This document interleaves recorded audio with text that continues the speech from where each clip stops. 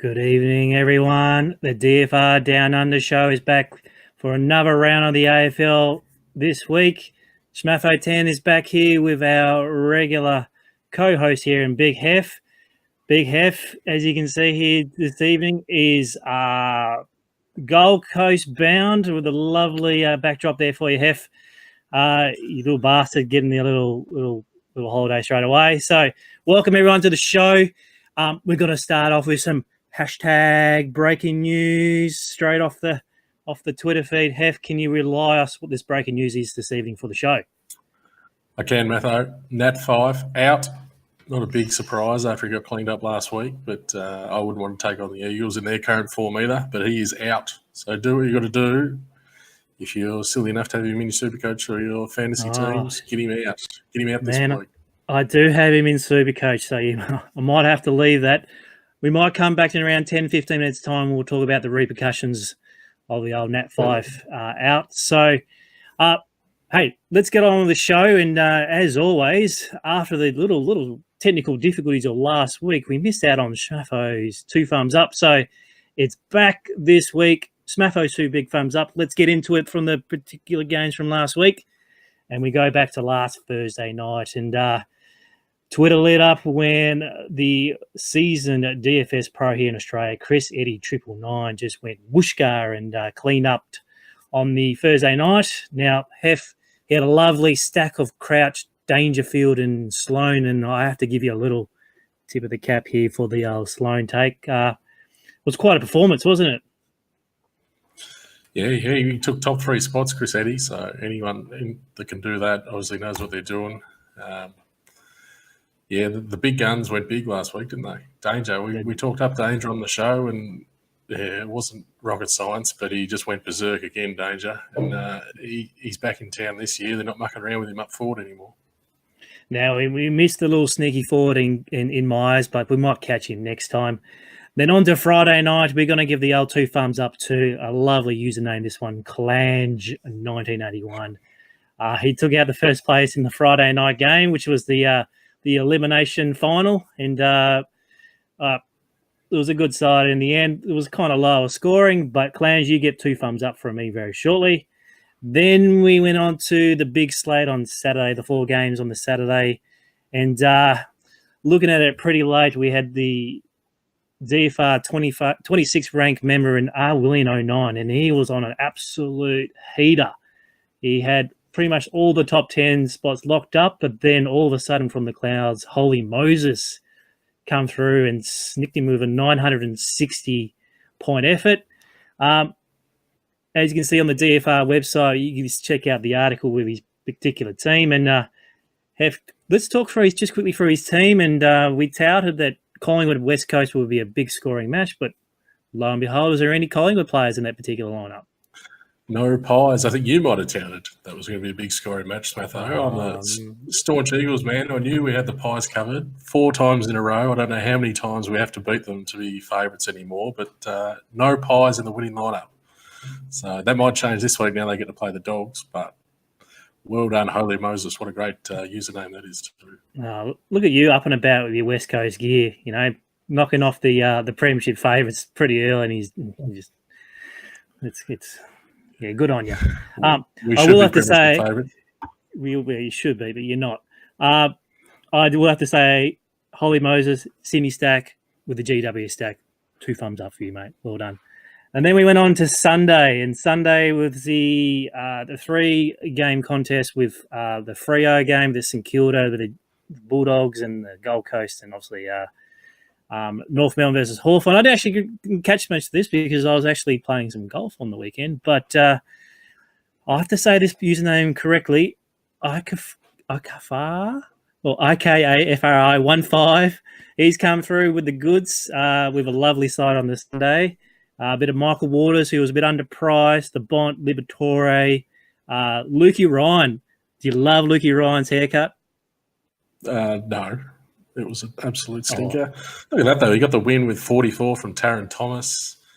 It didn't look like anything after McRae's first quarter. We'll touch on that later, but he came through with the goods. Good win to the bloke that you can pronounce his name, Smatho. I was just calling 15. Ironman Yeah. 1-5. You're right. Yeah.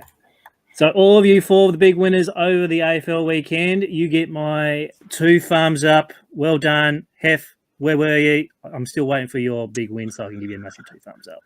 Yeah, no, I didn't play on the weekend, but this week I'm in. Now, also a little sneaky shout out to Chris France 1990 who took down Thursday nights too. Corey, sorry. Oh, let's call you Frenchie. We all know he's Frenchie. 2 thumbs up for you for taking out NRL.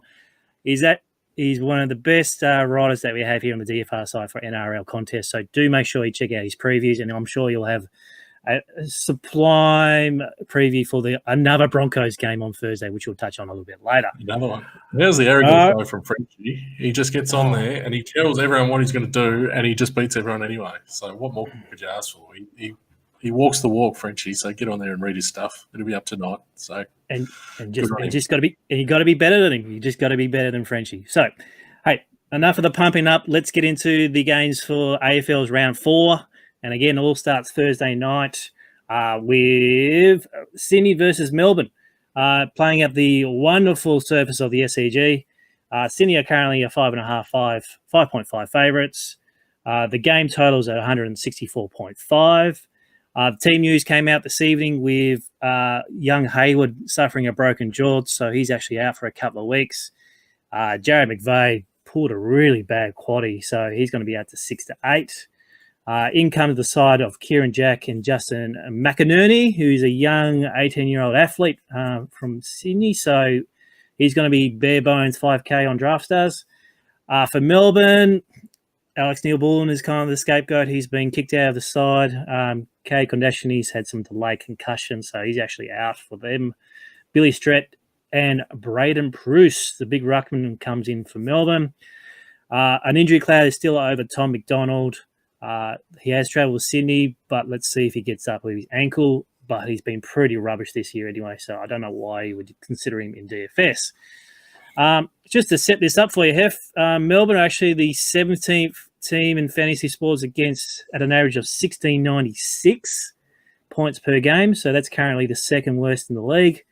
They also, for 17th in fantasy sports, fantasy points scored at an average of 1414, which is around 240 points as their normal average. So they're leaking points and they're not scoring points, the LDs, and that's why they're 0-3.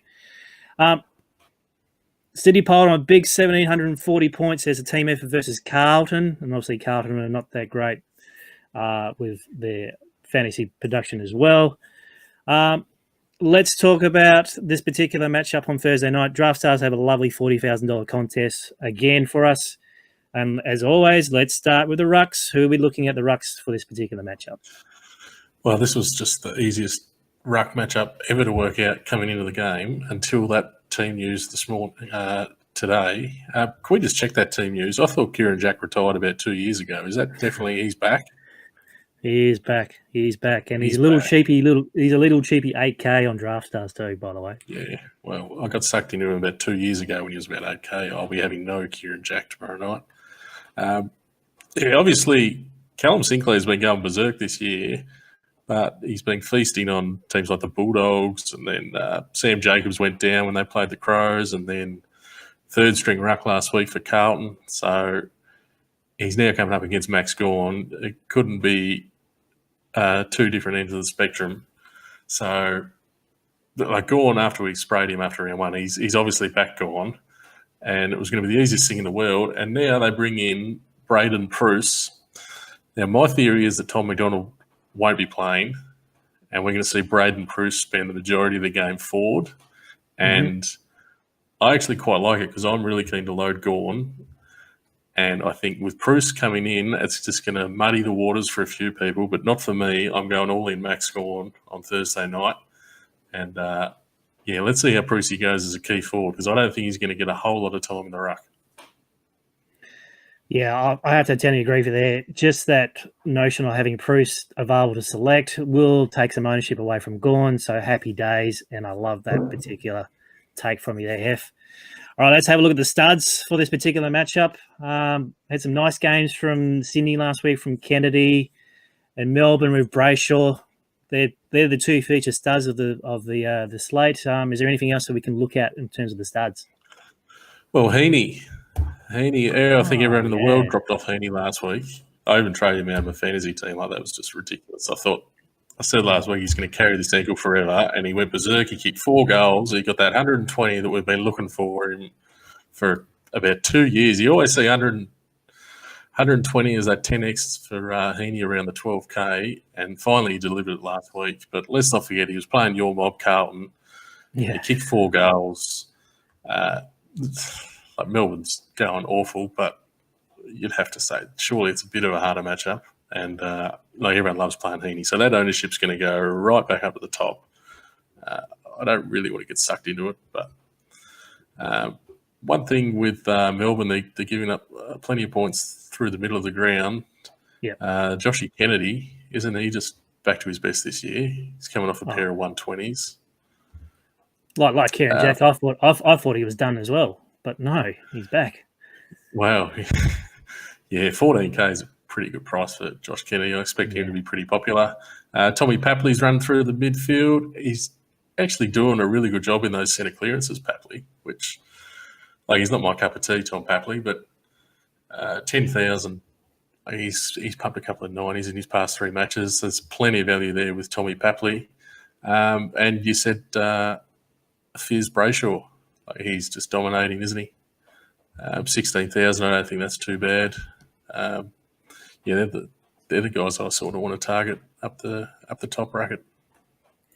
Now, is there anything of value to get these studs in tomorrow? What are you looking at? Well, I was impressed with Jaden Hunt last week. He seemed to be sort of running around the place. Got 82. He's still only 7,000. There's plenty of value there. And another one, a guy that sort of got under your radar, Corey Wagner. I missed the Wagner meme. I got on the WhatsApp chat. It's like, this Wagner's going all right, and then I realised there was a second one too. And I think there's 2 Wagners, and I'm thinking, who the hell are these Wagners? And I said, why didn't you bring them up to the show? And I thought, you little devil, for not telling me. Yeah, he sort of only ended up with 51. He was flying early in the match, and you were really blowing up on WhatsApp. But he's still 6,500. That's going to be pretty popular, I think, Wagner. But for good reason, he seems to have a pretty good role. And the other, Ollie Florent. What do we do with Ollie Florent? He just keeps threatening and threatening and threatening, but he can't put up that big score. He's still only around the $8,000 mark. Is tomorrow night the time we're going to see Ollie Florent turn it on? Oh, I do hope so.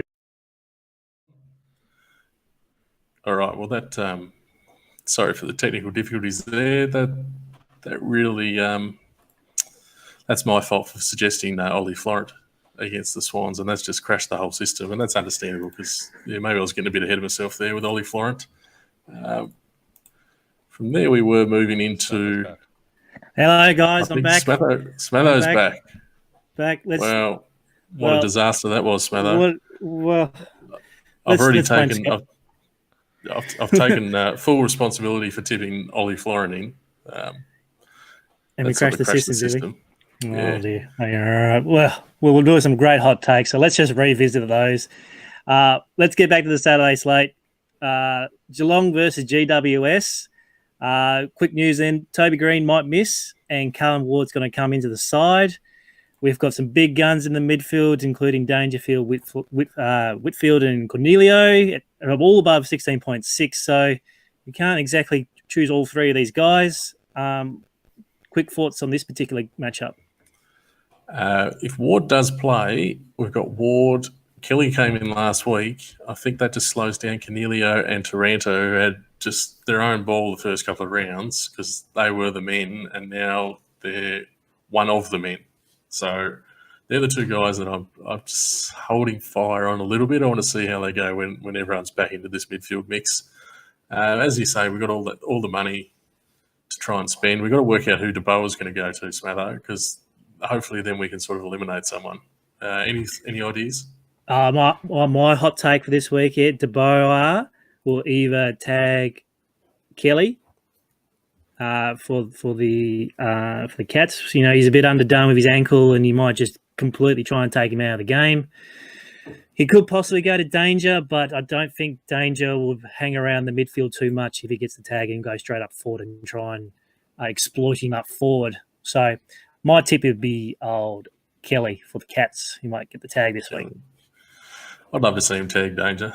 Like, he's just dominating this year, and he gets ahead of himself, and he's a human rights activist on Twitter now and whatever else he does. I just want to see someone go to him and just squash him. And like he did it to Dusty last week to Boa, and he's got decent size about him. So Danger's not going to take him forward and ragdoll him quite like he might take your usual Ben Jacobs style tagger. I want to see him go to Danger. Whether that happens, I don't really know. Yeah, this is another one. If you're playing multiple lineups, I sort of just want to rotate a few through. But yeah, Cornelion and Torrento, I might go a little bit easy on them. And Selwood, I think Selwood might be gone, Smatho. Oh, yeah. He's out of the guts. He's out of the guts. His role is not really defined. He said he's on the wing. Yeah, look, we'll monitor. You never know. He might have a great stealing game, but yeah, there are some issues with Selwood on the outer, let's say. He is on the outer. Can we just go back to Collingwood and Bulldogs we sort of missed? I want to get this on record. Jamie Elliott's your value guy this week. Yep. Let's forget Darcy Moore. I'm sick of Darcy Moore. We're not getting points for spoils. Jamie Elliott, 7,800. Hasn't gone above 47 the last 2 weeks. What a pedigree to get him into your lineups this week. Yep. No, totally agree with that one. Let's ride the Jamie Elliott train.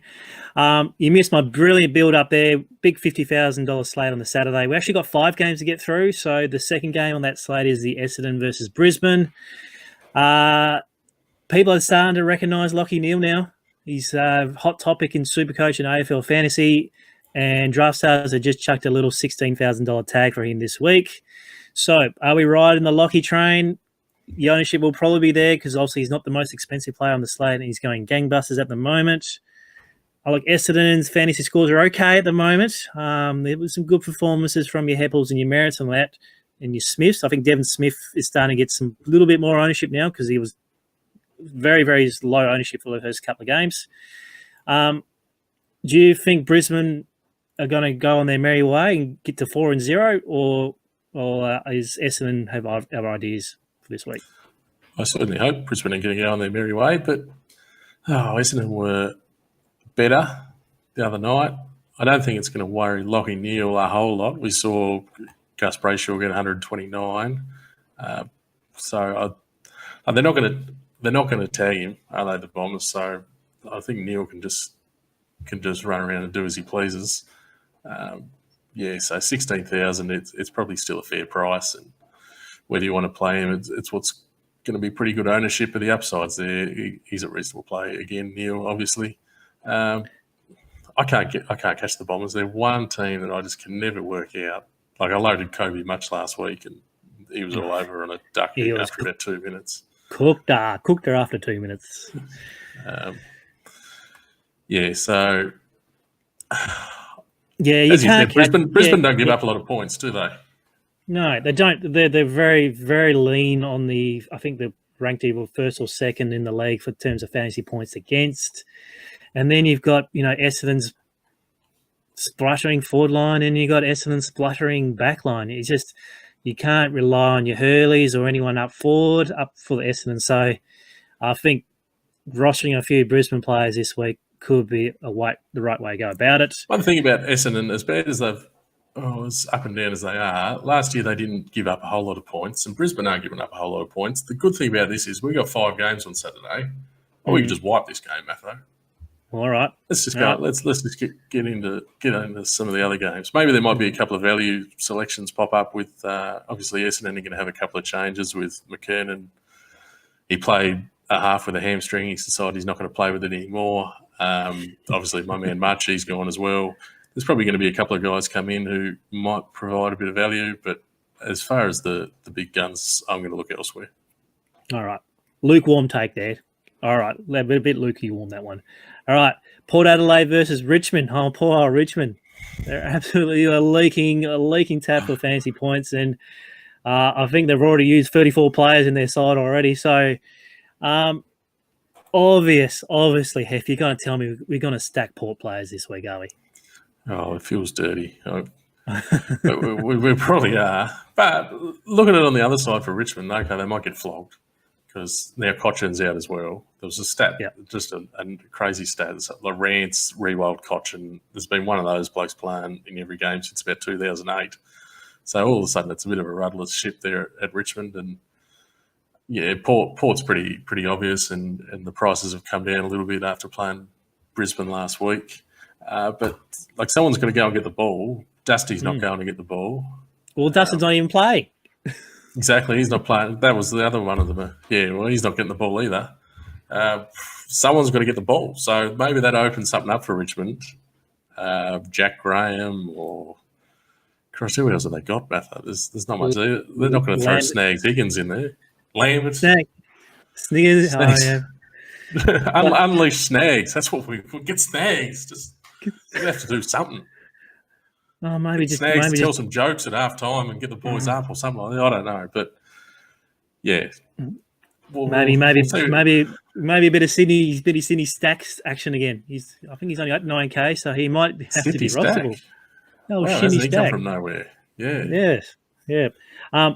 Then you got to think about Rockcliffe. Like now, Rockcliffe, was knocked out in the third quarter with a glancing blow, it has to be said, and decided, no, that's too hard for me. I'm going to spend the rest of the game on the pain. So he got a glancing blow and decided on concussion. His old team. And then he got a couple of days holiday in Brisbane. Only flew back today. He's got to be in message out. Are you going to? No, he said. But who did Richmond go to him? It's like there's a chance he's not even going to be there. No, he'll play. He'll play against Richmond. Are you going on record? Can you guarantee us he's going to be playing Smatho? Yes, I'll play. Okay. And, he'll play. There's no drop one in the AFL, Smatho. I know you've been all over the drop one on Draft Stars. You're not getting a drop one with Rockcliffe. I'm scared of Rockcliffe actually playing. Like he stayed in Queensland a few days. I'm very nervous, and I don't think we need to do it on a 5-game slate. But all right, single entry on Saturday. I'm going to roster Tom Rockcliffe as my number 2 because obviously number 1 is Maruck, and then number 2 with Tom Rockcliffe. All right, deal. Okay, there we go. Let's see how that goes. All right, let's move on. The appealing game, North Melbourne versus Adelaide. Not really appealing game for myself. Looking at the raw data and the romance of this particular matchup, but Adelaide are now officially under the microscope. You've got Tex Walker, who again we want to play him at his cheap salary, but he's just not producing. And then just remind me who was the best? Well, so the worst 26 possession game in the history of the game last week. The name, actually. Bryce Gibbs. There he is. Yeah, I agree with that one, Smatho. You've got it in for him because he left Carlton. But that was the worst fantasy ton I've ever seen. He just ran down the back line, got the worst kicks ever, and got himself to 100.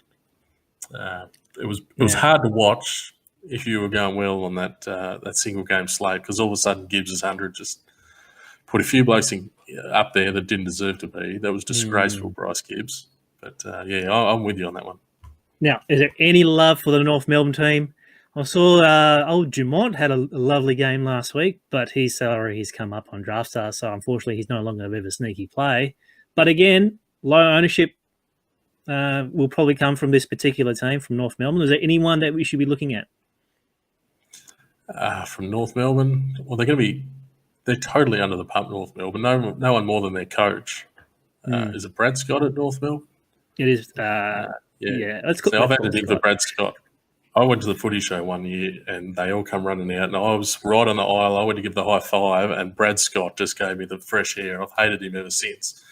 But I'm loving seeing him under the pump and he's always trying to blame 666 or he's trying to blame something else. They've got to do something, North Melbourne. Higgins, Cunnington, they're their 2 big guns. You'd hope that they would stand up against Adelaide, who have given up points in the past to mids. So maybe if you want to go a bit different, you can go with those guys from North Melbourne. One thing I've noticed that North are giving up a fair few points to the forwards. So while we successfully took on Tex Walker last week, maybe it's Tex time. Yeah, Oh, this is a text week, is it? Okay, text week it is. They do have some pretty good tall defenders, North Melbourne, but like if everything just starts to unravel, your man actually Jenkins, that was a shocking call last week, but maybe he's going to be out the back and just feasting when North Melbourne just go all the way down the drain this week. Oh, look, if it was Adelaide versus Richmond, I'll be a bit more confident, but North Melbourne are pretty up there in terms of the confidence level. So, look, we'll back him in because obviously their salaries are nice and cheap this week. And then obviously the big news that we broke earlier, Hef, is that Nat Fyfe is not playing for Fremantle in the Derby over in the West. Talk your West Coast boys up. You have the right, you have the airtime now to talk about West Coast. Before you do so, let's go back to. I want to talk about Freo because obviously Fyfe's out, and on the DFR website we have a great resource which is called Player Out. Right, and if you look up Nat Fyfe's Player Out, there are two particular players that stand out straight away. David Mundy has a 16-point boost on the previous data from 2018 when Nat Fyfe was out, and obviously Fyfe was out for quite a few games last year. And then Bradley Hill, who's had a sensational start of the season, has a negative 21. Okay? So if Fyfe's not there giving the ball on the outside, who's going to give it to Bradley Hill? He's not going to put his head over the ball and try and get it himself. Is that a good take there, Hef, from the data? The Brad Hill one surprises me. That didn't immediately come to mind, but I think you're learning, Smatho. That's quite a good take, that one. Mundy looks pretty obvious that there's more midfield time for him, but he's looking old, Mundy, isn't he? Yeah. Did you watch him? He's looking old, but he's old. He's spinning up top, but we still get fantasy points from him from his kicks and his handballs and his marks. That's true. Look, there'll probably be a lot of chatter in terms of who actually gets into the midfield now, and I think a couple of names will popped up today, including Chera, or Cerra, I think it's how you pronounce it. Michael Waters could potentially have a bit of a more midfield role. So that with Fyfe being up, does open up a bit of value for the Fremantle side. It does, but it's a really bad game to go hunting for value because West Coast have been stingy, and I know I've got a lot of love for West Coast at the moment, but Darcy Tucker's one actually who turned up in the first round, and he's probably going to get more midfield time with Fyfe being out of the mix. But I just hate going against West Coast. I said it last week. It sounds biased, but they just possess the ball so well, and they chip the ball around, and they control it, and they just take the wind out of the opposition. So there's the Brisbane Essendon game, and I don't really want to throw Fremantle in on a 5-game slate. I don't think we need to. Fair enough. Another sneaky play is Shannon Hearn at around 11K. I think he's going to get a lot of ball down back. Freo's forward line is okay, but I see a role like Ryan last week, just floating around the back and just getting some cheap marks and cheap kicks around back. So that's my sneaky little 11K play for this week there for you, Hef. Let's move on to Sunday. Only a little 2-gamer slate on Sunday, which is going to test everyone's ability to construct lineups of the most quality, because you've got Gold Coast versus Carlton as the first game.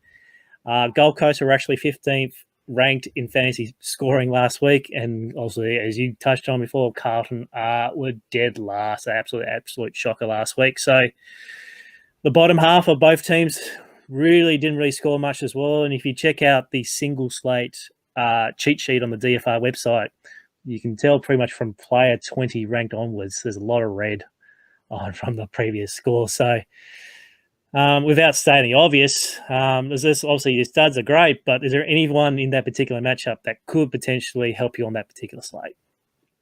Well, I think it's a bit harsh for Gold Coast to be thrown in with Carlton here. They've won 2 games, Smatho. You're just throwing them in the box with your mob.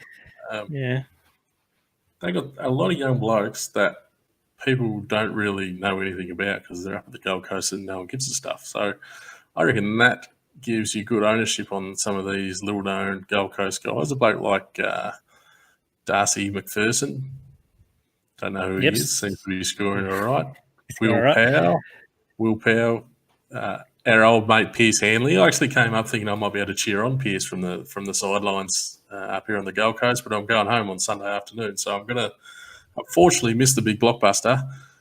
He's slowly working up there, Pierce Hanley.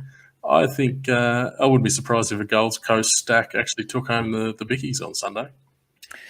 Look, I think Gold Coast, I watched the Gold Coast game versus the Bulldogs, and they had a good intent in the forward line for a lot of tackling. And that's why the McPhersons and all that and the Bowles, and like they're getting really good fantasy points from their tackling alone. So, let's keep an eye on that. And obviously, Carlton is a very good spot to attack from a fantasy point of view. But as I said, the data suggests that they're not a great fantasy scoring side. So just be aware of that. The second game is St Kilda versus Hawthorn. Hawks had a couple of players that were touted last week, which is your Cousins and your Warpools and your Gunstons. They didn't actually go very well at all. So let's look for a bit of a bounce back for them. And then on the other side, St Kilda had Seb Ross tagged out of the game over at Freo. So again, he'll be looking for a bounce back as well. But I want to talk about the two rucks for this particular match. Big Boy McAvoy and Holler from Rowan Marshall. Big Boy is actually ranked number 2 for fantasy scoring in the league for rucks at the moment, just outside of Brodie Gundy. And if you're doing on a 2-game sample, Rowan Marshall is actually number 1 with an average of 112. So much so that draft stars decided, I can't really decide who's the better one. So they actually put him a nearly identical salary at around 13K. I wish we could double stack this game with the rucks, and I wish that Rowan Marshall had a 4. Is he got 4? He does have 4 stats. Oh, yeah, you're set now, Matho. Your beauty. McAvoy ruck. Someone said to you before round one that you'd have to. Yeah, if someone said before round 1 that you had to pay $13,000 to put Ben McAvoy and Rowan Marshall into your teams on a Sunday slate, you'd never speak to them ever again. But you're going to be putting them in, and I can't really argue with that. My personal little sneaky ruck is 2 metre Peter. He's still only 9,000. He's got that second ruck roll up there behind Witts, and well, we might see 2 metre Peter rip one to your boys, Carlton. If you want to trade down out of these informed rucks, he would be my value option. Look, I will give Liam Jones a bit of a pump up. He did a great job against Buddy last week, so I'm sure he'll go to 2 metre Peter and just show him the old back shoulder ear massage every time the ball comes your way right there. So I'll shoot that one down for you. But go right ahead. You can roster him if you like at 9K. I'll go my ruck stack. Ridiculous late. Go for it. All right, so that's the AFL for round 4 done. Now, my time's been occupied by a little tournament that commences this week. I'm not quite sure that you've caught my little articles on the DFR side. Have you, Hef? I did. Geez, extensive is one word I would use to describe your Masters preview, Smatho. I've never seen so many golf names on one page. Really good work from you. And obviously the big podcast with JK.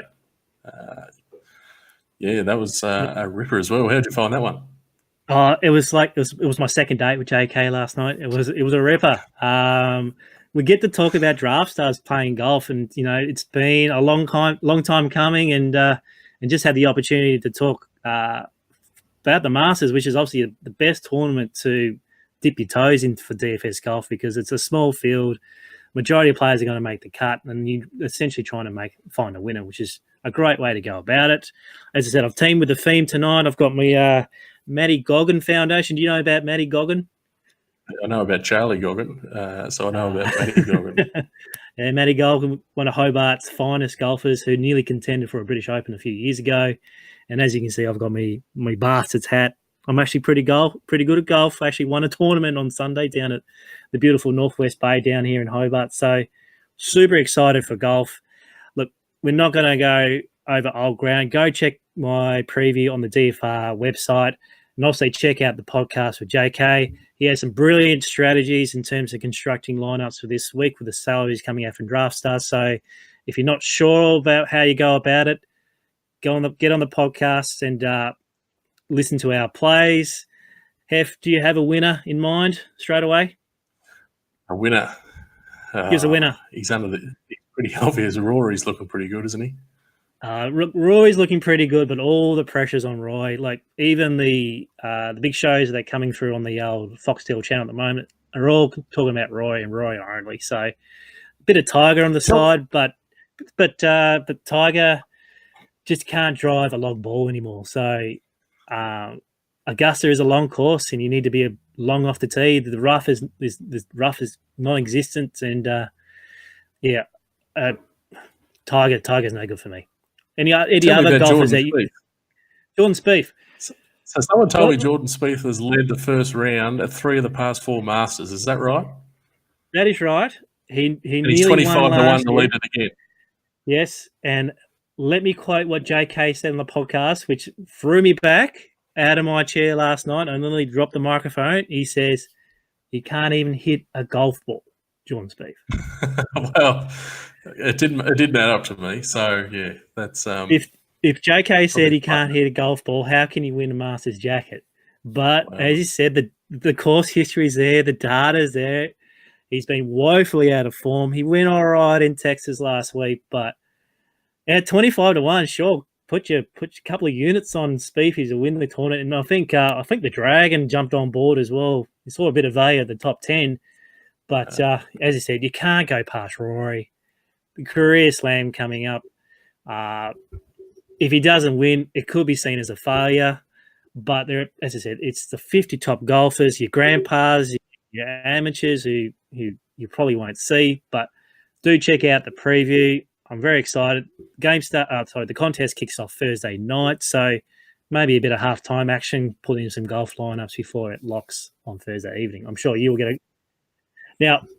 I'm sure you'll put a couple in on Draft Stars, and then you might actually shift over to DraftKings. Now, DraftKings have a lot of money in DraftKings, and it's headlined by the big $4 million Masters tournament, where for a $20 entry, you can actually, if you're lucky enough to beat the whole world, at the Masters, you'll take away $1 million US as your first prize. I'm gonna see if I can put a team in myself. Hef, any interest in the Millie Maker on DraftKings? Well, how often do you get a chance to win $1 million? We just missed out the Oz Lotto draw down there in Hobart a couple of weeks ago. We thought one of us got the 23 million, so why not have another go at $1 million on DraftKings? I've got to go and listen to it. I should re-listen to you waxing lyrical with Jay and on the podcast, and then just try and work out a team.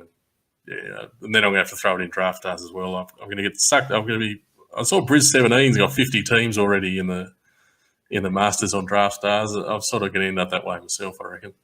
But it's so easy to put a line. You can put a lineup right now and set and forget, because no one's going to pull out of the Masters. No one's going to come in. It's great way to put in teams. Look, as I said, I'm pretty excited. It's pretty easy to do. So if you need a hand at all, you can always jump on the old Twitter handle at Smatho10 and drop me a line. Drop a line to JK123X. He's more than welcome to answer your questions. There's a little bit of banter saying about the barn rat. Do you know who the barn rat is, Hef? I don't know who the barn rat is. I thought you'll have to help me there. Get onto Google and Google barn rat, and you'll get 2 options. One is an actual rat itself, and then there's a golfer. Kiradash Apridat. I think his name is. He's from Thailand, and he seems to go pretty well in the big tournaments. All right. Okay. And he's not exactly the most slimmest bloke ever. All right. You think of Thai? No, I'm not going to go about Thai people, but he's a solid unit. Okay, mate. Now, before we go, I can't go without talking about NRL. Old Frenchie, he's been cleaning up there on the Thursday night slates, and we've got another great Thursday night slate with the Brisbane Broncos on Broadway again. They're going to play the West Tigers. West Tigers have been pretty good with Dad's Army, so another contest will be up on the DFS starts on Australia. So do make sure you check out Frenchie's article. And as I said, we've got to beat him. He's been going nuts on the old DFS. So we've got to make sure that us viewers of the Down Under show get amongst the NRL and make sure we post some good lineups. All right, I don't want to hear Frenchie telling me everyone again this week. Someone's got to use this stuff and beat him. It's the best stuff out there. Get on there, use it, drop him off. Again, thanks to everyone who joined us this evening. Look, it's unfortunate that the Gold Coast internet up in your lovely neck of the woods decided to cark out. So, look, we do apologise for the technical difficulties. One day, possibly round 22, maybe 21, we might nail a show. Hef, what do you reckon? Next week we're set. Next week. I'm glad we got the 2 thumbs up in, and I can't wait to give our first Masters DFS champions the old 2 thumbs up for us as well. So good luck with your teams this weekend. Hef, thanks for joining me all the way on the Gold Coast. Enjoy the sunshine. I've got my Nana blanket here. I might crank it up to 9 now because it's getting pretty cold down here. So, Hef, thanks for joining me, and we'll catch you on the DFS Down Under show next week. Thanks, mate. Catch you later. Thank you, mate. Cheers.